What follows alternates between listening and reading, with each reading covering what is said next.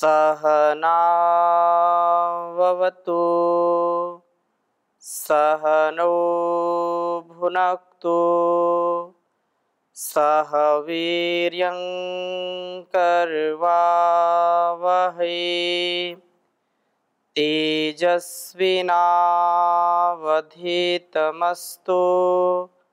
मा विद्विषावहै। ओम शांति शांति शांति। वैदिक जीवन पद्धति इस कक्षा में आप सभी का हार्दिक स्वागत है, अभिनंदन है।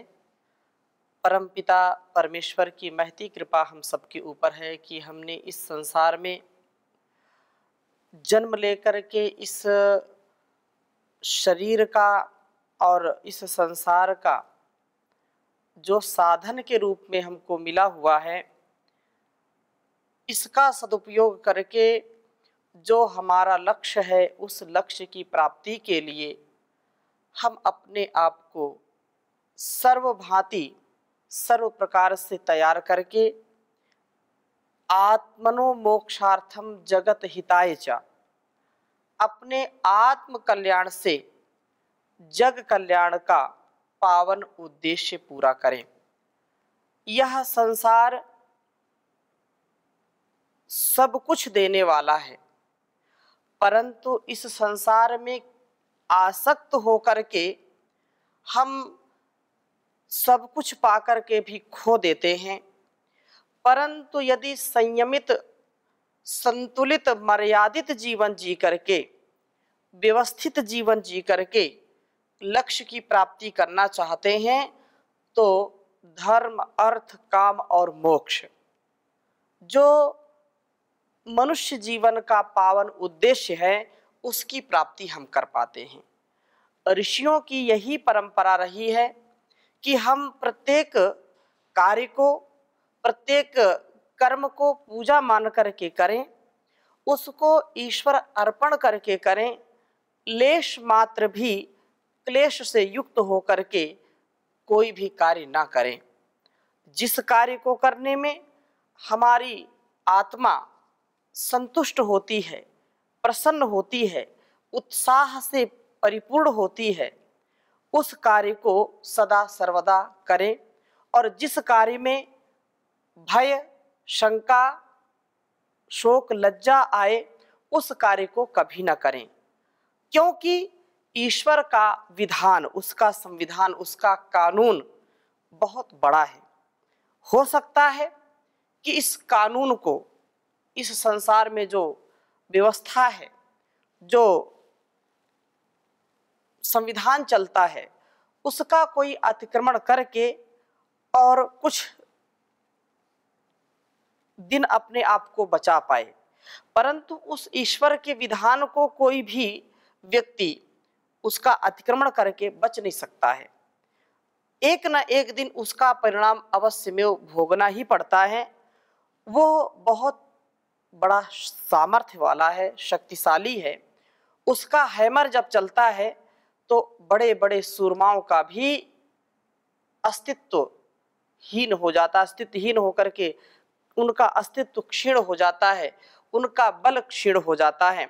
इसलिए चाबुक का प्रहार उन्हीं के ऊपर पड़ता है जो कुसंस्कार में पड़े होते हैं। चाबुक वह परमात्मा का जो न्याय चाबुक है, जो उसकी दंड व्यवस्था है, वह बड़ा न्यायकारी है, दयालु भी है, हर प्रकार से हम सबका कल्याण करने वाला है। तो हम अपने जीवन में अहंकारी ना बने। धन संपदा यश कीर्ति ऐश्वर्य की प्राप्ति अवश्य करनी ही करनी है, लेकिन इसके लिए हम अहंकारी ना बने। इसके लिए हम किसी दूसरों को सताने का कार्य ना करें, किसी के मान को हम ठेस ना पहुंचाएं। अपने सम्मान को पाने के लिए, अपने सम्मान को बरकरार रखने के लिए हम किसी का अपमान ना करें। अपने जीवन की रक्षा के लिए हम किसी निर्बल निसहाय बेसहारा या जो दुर्बल हैं उनको कभी ना सताएं, उनकी कभी हिंसा ना करें, उन पर हम सदा दया करके अपने जीवन को जिएं, क्योंकि उस न्यायकारी परमात्मा से हम कभी भी अलग नहीं हो सकते हैं। हम उसकी न्याय व्यवस्था में रह करके ही जीवन को आगे बढ़ा पाएंगे। बहुत ही सुंदर वेद मंत्र है। ऋग्वेद के प्रथम मंडल का स्वाध्याय हम कर रहे हैं और 150वें सूक्त के पहले और दूसरे मंत्र में जो चर्चा की है वो आपके समक्ष में रखूंगा। पहला मंत्र जो, उसमें भी यही बात कही कि उस महान प्रेरक की शरण में हम रहें। ओम पुरुत्वा दाशवान ओचरे अग्ने तव स्विदा तोदस्वेव शरण आ महस्य। हम प्रभु की ओर चलने वाले हों, प्रभु से कभी विमुख ना हो, प्रकृति में फंस जाना ही भटकना है और उस अपने जीवन को गंवाना है। उस प्रभु को हम सदा चाहें, उसको वर्ण करें उसका। उस समय प्रभु कष्ट रूप जो चाबुक लगा करके हमें फिर से सन्मार्ग पर संकेत करते हैं, वो कष्ट हमको जो देते हैं वो उसके दंड जो होते हैं वो हमारे लिए चाबुक का काम करते हैं। हम चाबुक को सहन करने वाले बने और सही पथ पर, सुपथ पर आए। तो ये बहुत सुंदर अगला वेद मंत्र है, मैं इसकी चर्चा आपके समक्ष करूंगा। इसको हम पहले लिख देते हैं। ओम वेनिनस्य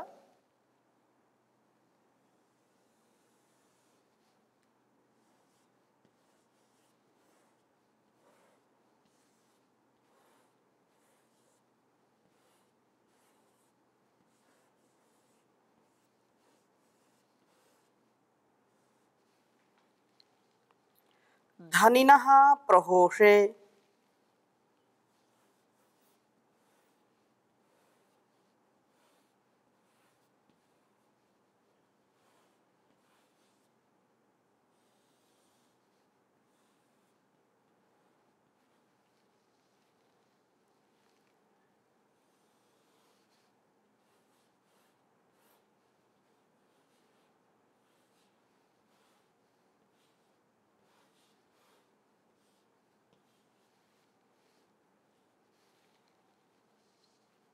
चिदरुषः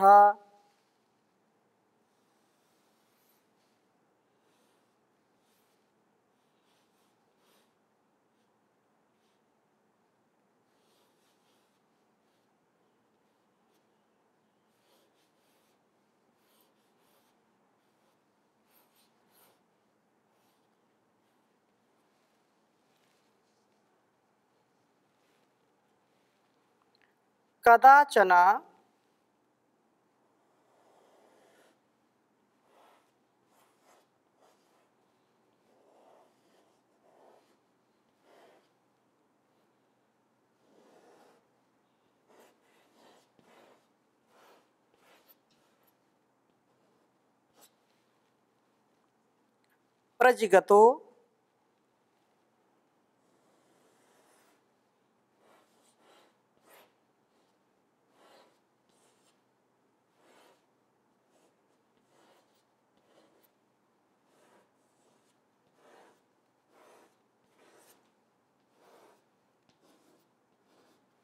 प्रजिगतो अदेवयोः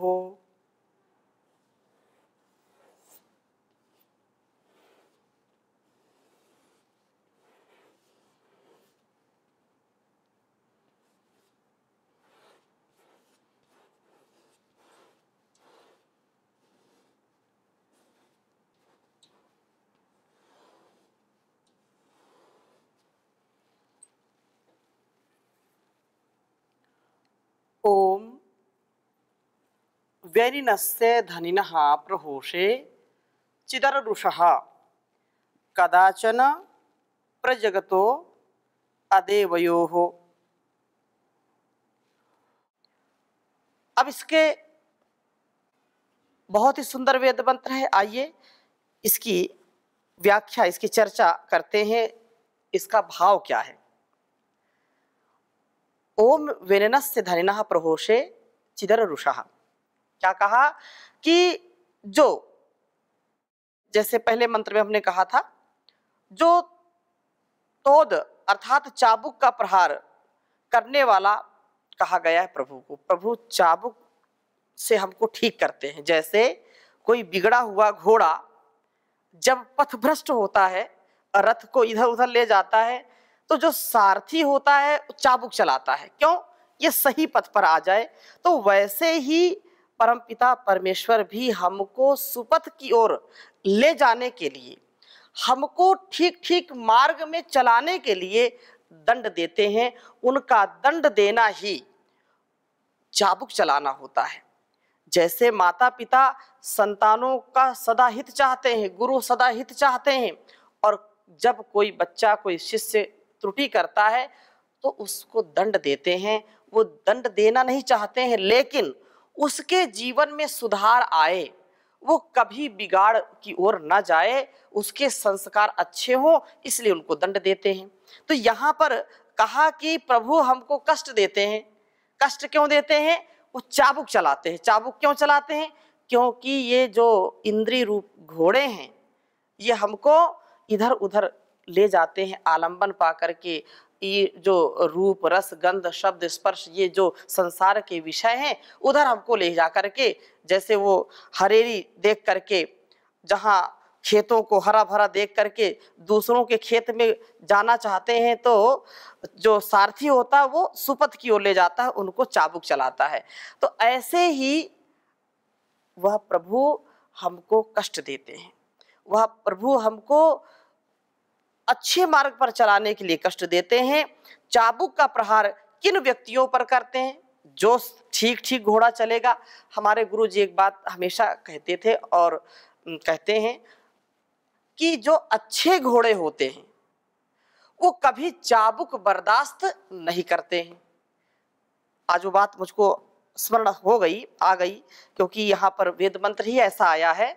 अच्छे घोड़े कभी चाबुक बर्दाश्त नहीं करते। आशय क्या है?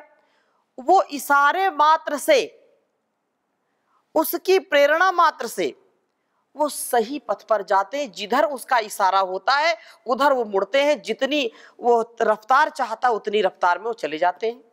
तो अच्छे जो घोड़े होते हैं वो चाबुक बर्दाश्त नहीं करते, लेकिन जो बिगड़ैल घोड़े होते हैं वो बार बार चाबुक चाहते हैं।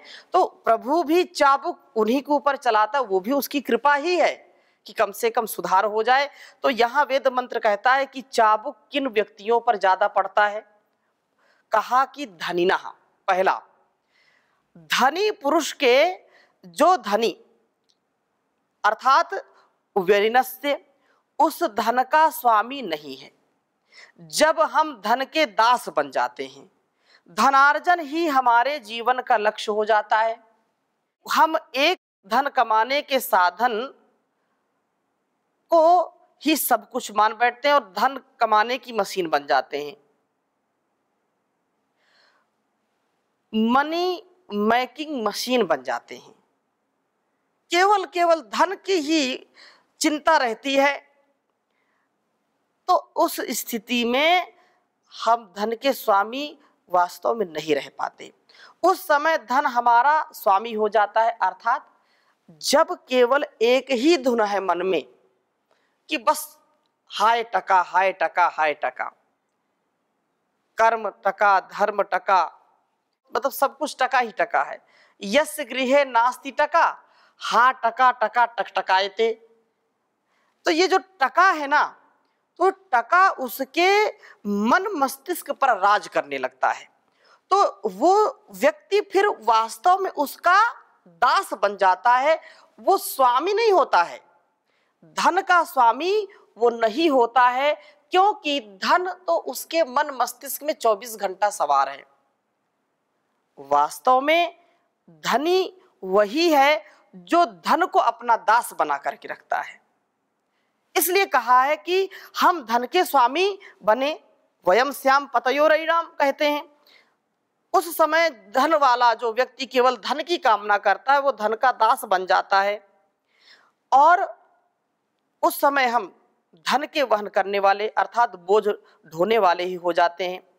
ऐसी स्थिति में मौत ही हमारे बोझ को उतारती है।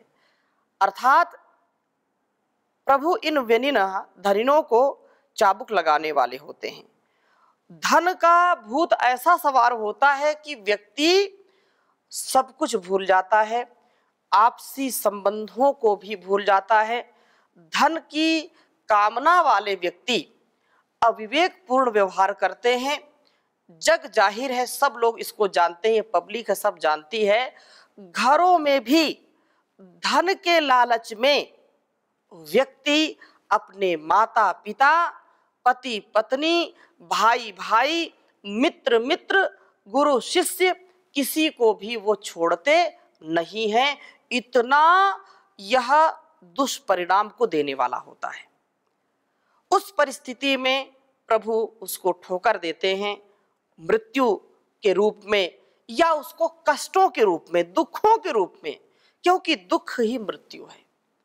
उसको अनेक प्रकार से कष्ट मिलता है, अनेक प्रकार से क्लेश होते हैं। यह भी प्रभु के मानो चाबुक के जैसे काम करते हैं।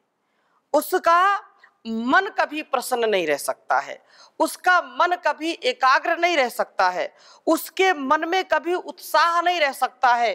प्रेम, करुणा, सौहार्द, परस्परता, कृतज्ञता और आनंद का जो स्वभाव होता है, ये जो धन का पिपासु है, धन का लालची व्यक्ति है, इसके स्वभाव में कभी ये सद्गुण आते नहीं हैं। ये भी प्रभु का एक उसको चाबुक देना ही है। अगर वो संभलता है, सुधरता है, तो उसका जीवन संवर जाता है। नहीं संवरता तो अंतिम में मृत्यु तो उसको लेकर के जाती ही जाती है। और दूसरी बात क्या है? प्रहोषे। प्रहोषे प्रकृष्ट आहुति देने के कार्यों में अर्थात यज्ञ आदि उत्तम कार्यों में चित भी अररुषः दान ना देने वाले को चाबुक लगाते हैं। अर्थात जो शुभ कर्म है, जो कल्याणकारी कर्म है, उन कल्याणकारी कर्मों में जो व्यक्ति समर्थ होते हुए भी, सामर्थ्य वाला होते हुए भी जो कंजूसी करते हैं, जो राष्ट्र हित में, समाज के हित में और मानवता के हित में कार्य नहीं करते हैं, सामर्थ्य होते हुए भी वे कार्य नहीं करते हैं, वे भी प्रभु के द्वारा चाबुक खाते हैं, अर्थात वो भी दंडित होते हैं। धनी होते हुए भी जो यज्ञ आदि श्रेष्ठ कार्यों में दान नहीं देते, वे भी प्रभु के द्वारा दंड दिए जाते हैं, अर्थात वो दंडनीय होते हैं। तीसरी बात, कदा च न, कभी भी न, अर्थात जो प्रजिगतः कदाचन न प्रजिगतः, ये जो प्रभु गुणगान ना करने वाले को आप दंड देने वाले होते हैं। जो प्रभु विमुख होकर के प्रकृति के भोगों में फंस करके वैश्विक वृत्ति वाला बन जाता है, उसका स्वभाव केवल भौतिक सुखों की कामना वाला रह जाता है, उसको भी प्रभु दंड देते हैं। जो दिव्य गुणों के विकसित करने की कामना वाला होता है, वह तो उससे विशेष रूप से आनंदित होता है। लेकिन जो दिव्य गुणों को छोड़ करके केवल भौतिक सुख समृद्धि की कामना करता है, केवल इंद्रियों को, उसकी पिपासा को दूर करना चाहता है, वह व्यक्ति वैश्विक जो विषयगत जो वृत्ति है, ऐसे विविध प्रकार के रोग उसको सताते हैं। तो जो रसना जीभ के स्वाद में फंस जाते हैं, ये भी भौतिक सुख है। या जो हमारी इंद्रियां हैं, जिन जिन इंद्रियों का जो जो विषय है, जो भोग है, उसमें जो फंस जाते हैं, तो उससे रोग उत्पन्न होते हैं। और ये रोग ही प्रभु के द्वारा दिए गए चाबुक हैं। हम अपने इंद्रियों को, अपने सामर्थ्य को सद्गति की ओर लगाएं, सम्मति के साथ लगाएं, प्रज्ञापूर्वक, विवेक पूर्वक अपने कर्मों को करेंगे तो प्रभु के दंड से हम बचेंगे। ये जब हम नहीं कर पाते हैं, अपनी इंद्रियों पर नियंत्रण नहीं रख पाते हैं, रसना की वासना पर नियंत्रण नहीं रख पाते हैं, तो ये शरीर हमारा सैकड़ों रोगों का घर बन जाता है। और रोग यत्र भोगाः तत्र रोगाः, जहां जहां भोग है वहां वहां रोग है। तो रोग की जो उत्पत्ति है वो हमारे असंयम का परिणाम है, हमारे अमर्यादित जीवन का परिणाम है। इसलिए हम अपने को यदि मर्यादित, व्यवस्थित, संयमित, संतुलित जीवन वाला नहीं बनाएंगे तो प्रभु के चाबुक से बच नहीं पाएंगे, उसके चाबुक पड़ेंगे ही पड़ेंगे। रोग के रूप में, चाहे मानसिक रोग हो या शारीरिक रोग हो। आहार यदि हमने ठीक नहीं किया तो हमारा शरीर रोग से ग्रस्त होगा, व्याधियां होंगी। यदि हमने विचार रूपी आहार को ठीक ठीक नहीं ग्रहण किया, हमारे यदि विचार दूषित हैं, विचारों में काम, क्रोध, लोभ, मोह, ईर्ष्या, द्वेष, छल कपट यदि है, तो मानसिक रोग उत्पन्न होंगे, जिनको हम आदि कहते हैं। तो आदि और व्याधि से बचने का क्या उपाय है कि हम परमात्मा के द्वारा बताए गए नियम को आत्मसात करें और उसी पर चलने का प्रयास करें, जिससे जैसे जो सारथी जब सीधे सीधे घोड़े चलते हैं तो उसको चाबुक चलाने की जरूरत ही नहीं पड़ती है। तो हम ठीक ठीक रास्ते में, अग्नेय सुपथाराय, जो हम कुटिलता से युक्त मार्ग है उसको कभी भी ग्रहण ना करें, उस पर कभी भी ना चलें, ऐसा हमारा प्रयास होना चाहिए। और चौथी बात क्या कही? अदेवयोः, आप अदेवयु, पुरुष के चाबुक लगाने वाले हो। हे प्रभु, जो दिव्य गुणों के विकसित करने की कामना वाला नहीं होता है, जो जिनके हृदय क्षेत्र में आसुर भाव रूपी घास फूस ही प्रचुरता से उग आती है, वह व्यक्ति भी दंडनीय होता है, आपके द्वारा उसको दंड दिया जाता है। इन कष्ट रूप दंडों से प्रेरित करके आप उन्हें सुमार्ग की ओर लौटने की प्रेरणा देते हैं। उसका दंड देना भी उसकी दयालुता का परिचायक है। अर्थात वो दंड नहीं देगा यदि बचपन से माताएं या घर के सदस्य जो हमको दंड देते हैं छोटी छोटी भूलों में, छोटी छोटी त्रुटियों में, तो हम उनसे बच करके दिव्य जीवन वाले बन जाते हैं। और यदि माताएं छोटी छोटी गलतियों पर पर्दा डालने वाली होती हैं, या घर के लोग, पिता यदि संतानों की गलतियों पर पर्दा डालेगा, तो वो आगे चल कर के उसी गलत कार्य को अपना निज कर्तव्य जान लेता है, मान लेता है, और कालांतर में बड़ा अपराधी बन जाता है। इसलिए हम अपने जीवन में माता पिता के द्वारा दिए गए दंड को भी उनकी प्रेरणा समझें। हमारे मन में, हमारे शरीर में जब रोग उत्पन्न हो जाए, हमारे अस्तित्व में जब क्लेश दुख आने लगे, मन अप्रसन्न हो जाए, तो समझ लेना चाहिए कि यह प्रभु की ये ताड़ना है, यह कष्ट नष्ट होगा। लेकिन कष्ट नष्ट होने के लिए हमको पुरुषार्थ करने की आवश्यकता होती है। पुरुषार्थ यदि हम करेंगे तो इन प्रभु के दंडों से बच जाएंगे, उसके आशीर्वाद से हम परिपूर्ण हो जाएंगे। तो हम 4 पापों से बचने का प्रयत्न करें। इस वेद मंत्र का यह भाव है। पहला भाव जैसे बताया कि धन होते हुए भी धन का स्वामी ना बन करके दास बन जाना, इससे हमको बचना चाहिए। हम उसके स्वामी बने, धन हमारा स्वामी ना बने। दूसरी बात, यज्ञ आदि उत्कृष्ट कार्यों में दान न देना, ये जो प्रवृत्ति है इससे बचना चाहिए। अर्थात यज्ञीय कर्मों में हमको दिल खोल करके दान देना चाहिए। 100 हाथों से कमाएं और 1000 हाथों से बांटने का प्रयास करना चाहिए। तीसरी बात, प्रभु स्तवन से दूर रहना। ये जब वाणी दी है प्रभु ने, तो इससे परमात्मा का भजन करना, स्तुति करना, उसकी उपासना करना, इससे यदि बचते हैं तो दंडनीय है यह। और चौथा, दिव्य गुणों के विकास के लिए प्रयत्न ना करना, इससे भी बचना। जो दिव्य गुणों का विकास है यह हमारा कर्तव्य है, यह हमारा निज धर्म है, स्वधर्म है। इस स्वधर्म को हम सदा अपनाएं और दिव्य गुणों के लिए, दिव्य भावना के लिए अपने आप को जगाएं और प्रभु की भक्ति के साथ उसकी शक्ति का अनुभव करते हुए जीवन को व्यतीत करने का प्रयास करना चाहिए।